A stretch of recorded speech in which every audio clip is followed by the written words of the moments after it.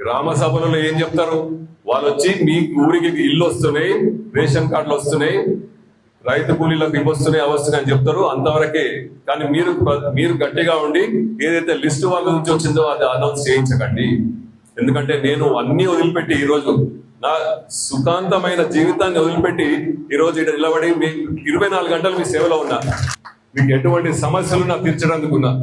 రేపు పొద్దున రేషన్ కార్డులైనా సరే, ఇండ్లైనా సరే, ఆ గ్రామ కార్యకర్తలు, ఆ గ్రామ పెద్దలు కలిసి కూర్చొని డిసైడ్ చేసిన వాళ్ళకే లిస్ట్ ఇప్పిస్తాం. లేకపోతే ఒక్కరు కూడా రేషన్ కార్డు రాదు, ఒక్కరు కూడా ఒక్కరు కూడా ఇండ్లు రావు.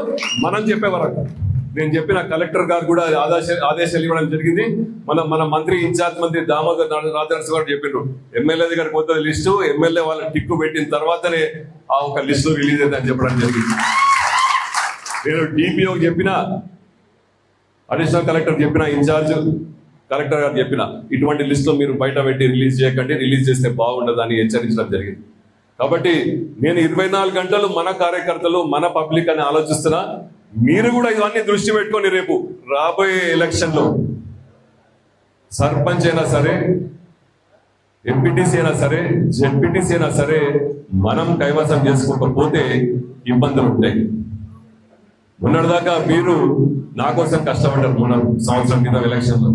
ఇప్పుడు మీకోసం మీరు కష్టపడాలి, దాంట్లో నేను పాటుపడాలి, తోడ్పడాలని మరోసారి కోరుకుంటూ, తప్పకుండా గ్రామం ఆ రోజు మనం ఎట్లా తిరిగినామో లోకల్ బాడీ ఎలక్షన్ లో కూడా అలాగే చెప్తాం. రేవంత్ రెడ్డి గారు ఏం చెప్పిండ్రు, మా నాయకులకు సూచించారు, వాళ్ళు కార్యకర్తలు ఇట్లా కష్టపడ్డారో రేపు వాళ్ళ కోసం ప్రతి ఒక్క నాయకుడు కష్టపడాలని చెప్పడం జరిగింది. అదే విధంగా మేము కష్టపడతామని మీ అందరికీ సమాధానం చెప్తున్నా. మీరు ఎటువంటి అపోహలు పెట్టుకోకండి. మీరు ఈ మధ్య టిఆర్ఎస్ తక్కువైంది, మనది ఎక్కువైంది అని చాలా మంది అంటున్నారు స్టేజ్ మీద.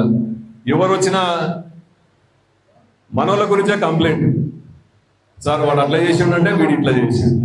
అది కొంచెం తగ్గించుకోండి, గ్రూపులు కాకండి. గ్రూపులను ఏం లేదు, అందరం ఒకటే సింబల్ మీద ఉన్నాం. ఏం సింబల్? ఆకలేదు కానీ గట్టే చెప్పండి. చేయి గుర్తు మీద ఉన్నాం మనం అందరం. సో చేయకూడదు ఏమైనా ఉంటే సమన్వయం చేసుకోవాలి. కాబట్టి అతి త్వరలో దాన్ని కూడా మనం ముఖ్య కార్యకర్తల్లో అధికారులకు కూర్చోబెట్టి మాట్లాడి అంత దూరం రాకుండా, నా దగ్గరకు రాకుండా చేద్దామని చెప్పారు. కాబట్టి అది కూడా తప్పకుండా చేద్దాం.